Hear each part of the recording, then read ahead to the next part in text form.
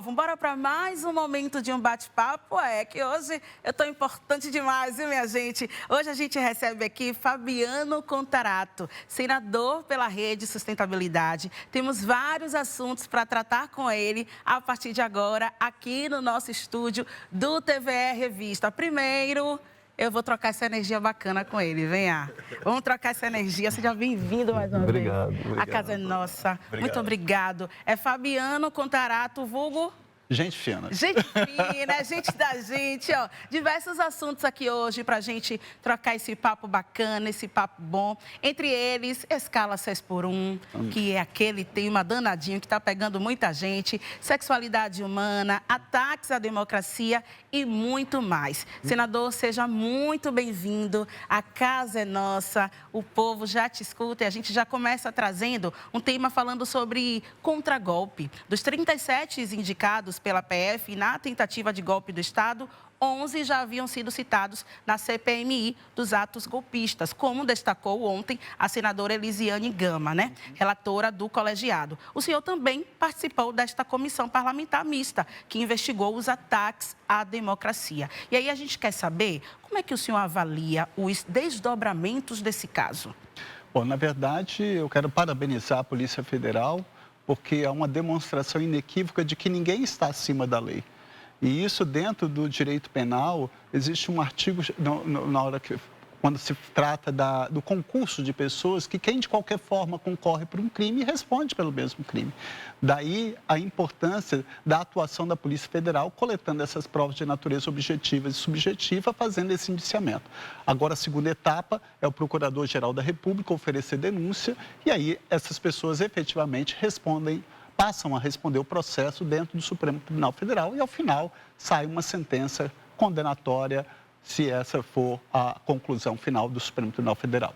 Isso aí, claro que é um assunto que a gente segue acompanhando dia a dia, né, passo a passo. A gente entra também nessa esfera, senador, sobre políticas LGBT, né, o mapeamento das políticas públicas para a cidadania, né, para o povo aí, LGBTQIAPN+, apresentado em agosto pelo Ministério dos Direitos Humanos e da Cidadania, minha gente, onde apontou que apenas 2 capitais brasileiras, Salvador e Fortaleza, têm políticas básicas para essa diversidade. É um assunto bacana, é um assunto importante, é uma das suas lutas dessa caminhada e eu gostaria que esse espaço também fosse destinado para a gente detalhar um bocadinho mais dessa sua caminhada junto a essa defesa. É isso mesmo, Nayara. Na verdade, a Constituição Federal determina que um dos fundamentos da República Federativa do Brasil é promover o bem-estar de todos e abolir toda e qualquer forma de discriminação. Mas, infelizmente, isso está longe de ser uma realidade.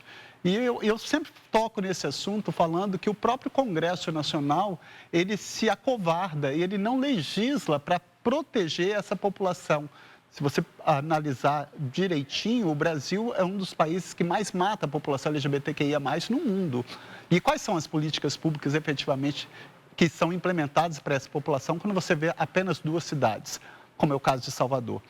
E eu sempre também tento trazer na reflexão que todos os direitos da população LGBTQIA+, do país se deram não pela via do Poder Legislativo.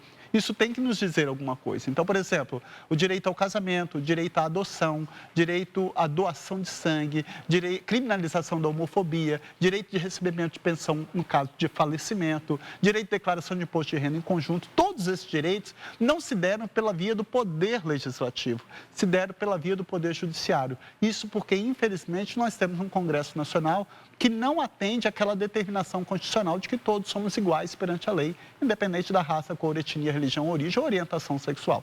Então, eu acho que o grande desafio nosso, enquanto parlamentar, mas também do você que está nos acompanhando, né, agora pela televisão, é entender que ser cidadão não é apenas viver em sociedade, mas é transformar essa sociedade. Nós ainda vivemos num país que é racista, nós vivemos num país que é misógino, sexista, xenofóbico, nós vivemos num país que é homofóbico. Então, essa é a realidade do Brasil. Infelizmente, eu fui delegado de polícia antes de ser político por 27 anos. E eu, infelizmente, constatava dioturnamente que o Estado criminaliza a pobreza e a cor da pele, como se o pré-requisito para ser criminoso fosse ser preto ou pobre. Eu sempre faço essa reflexão e faço uma provocação, inclusive no Senado, porque é fácil para o político legislar de forma contundente contra o pobre. Mas eu queria ver o Congresso Nacional, por exemplo, legislando e estabelecendo como crime hediondo crimes contra a ordem tributária, crimes de sonegação fiscal, crimes contra o sistema financeiro, corrupção ativa, corrupção passiva. Porque a corrupção, ela mata. Então, quando um político desvia a verba da saúde, ela está matando milhões de pessoas, ou da educação da mesma forma. Então, é isso que eu acho que nós, políticos, temos que entender, que temos que legislar para todos, temos que fazer, inclusive, cortando na própria carne, quando temos que legislar, por exemplo, tornando como crime hediondo esses crimes praticados por políticos, ou por servidor público, ou por funcionário público, doa quem doer. E não somente contra a população pobre e preta, porque essa é a triste realidade no Brasil. Você vê feminicídio, nós temos um número elevado no Brasil. Você vê homofobia, o Brasil é o país que mais mata no mundo. E você vê o racismo, que ele é estrutural, infelizmente, no Brasil. Minha gente, o senador Fabiano Contarato, que está aqui com a gente hoje, que a gente tem essa honra de receber, traz essas questões que a gente convive hoje na nossa sociedade. Quando você falava, e com certeza o povo de casa que está assistindo, a gente já começa a ver os impasses e os impactos aí desses muros, dessas muralhas, quando se trata do preconceito, sim, quando se trata do racismo, quando se trata desse espaço. Uhum. E que bom que a gente vê uma voz ativa dentro do Senado, exatamente trazendo esse respiro mais aliviado, principalmente para esse povo, que a gente sabe que determinados assuntos têm a cor da pele direitinho, né? Acabamos de vir de uma eleição municipal, onde se aponta que partidos conservadores levaram a melhor. Imagina que nesse cenário há espaço para avanços para o segmento? Você acredita nisso, senador? Olha, eu tenho que acreditar, eu acho que essa é a mola propulsora, a gente tem que ter desafios, a gente tem que enfrentar, a gente tem que lutar por um Brasil mais justo, mais fraterno, mais igualitário. Eu sempre fico assim questionando por que dentro dessa democracia nós temos que alavancar a economia, nós temos que gerar emprego e renda, nós temos que dar dignidade para a população, nós temos que fortalecer a educação pública de qualidade, saúde pública de qualidade, temos que implementar saneamento básico, iluminação pública.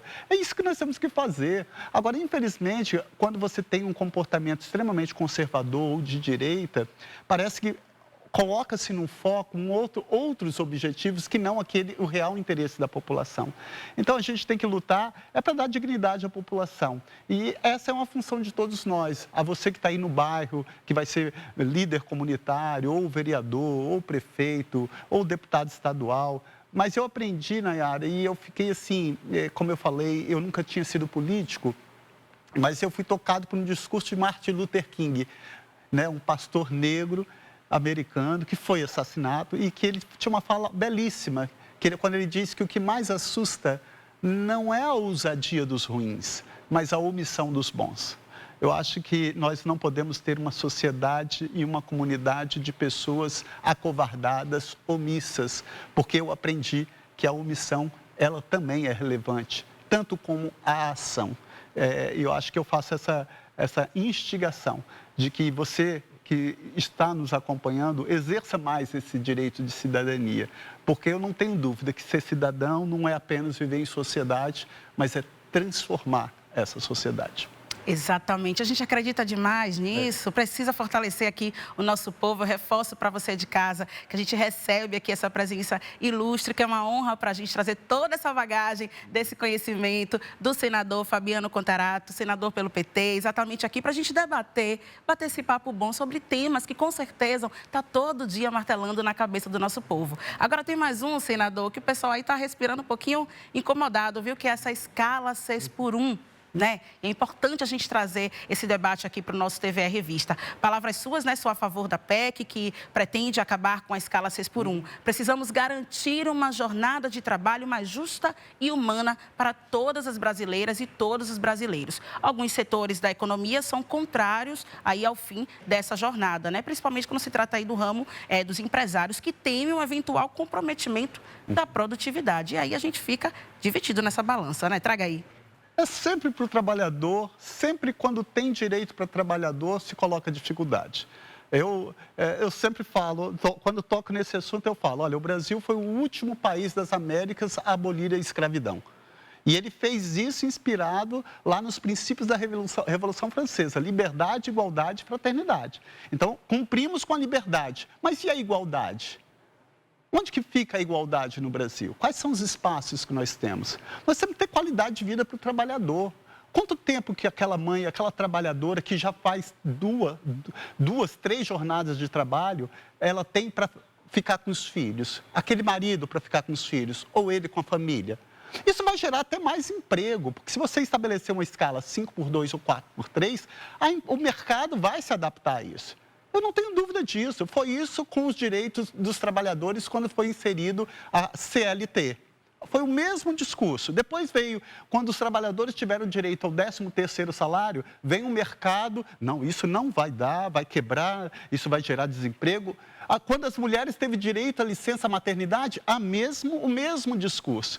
Não, passou da hora da gente entender que o mercado tem que dar a contribuição dele, que nós estamos dando dignidade à população, dignidade ao trabalhador, porque volto a falar que isso é uma premissa constitucional. Toda pessoa tem direito à dignidade no trabalho, a uma carga horária justa, um salário justo. E é isso que nós vamos lutar para aprovar essa PEC e para acabar de uma vez por toda esse regime de escravidão, escravocrata, que eu não tenho dúvida que é 6x1. Eu tenho orgulho de falar que eu fui o autor da lei que instituiu o piso da enfermagem.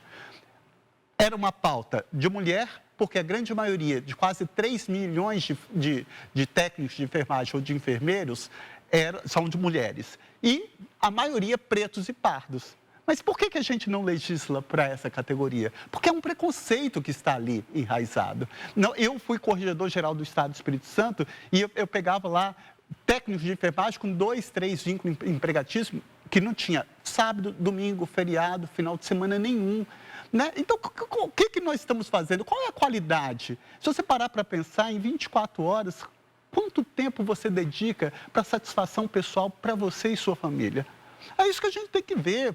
Precisou vir uma pandemia para matar 700 mil pessoas para a gente ver o valor desses profissionais. E aí me fez lembrar uma frase de um filósofo chamado Victor Hugo, que ele fala: não há nada mais poderoso do que uma ideia quando o seu tempo chega.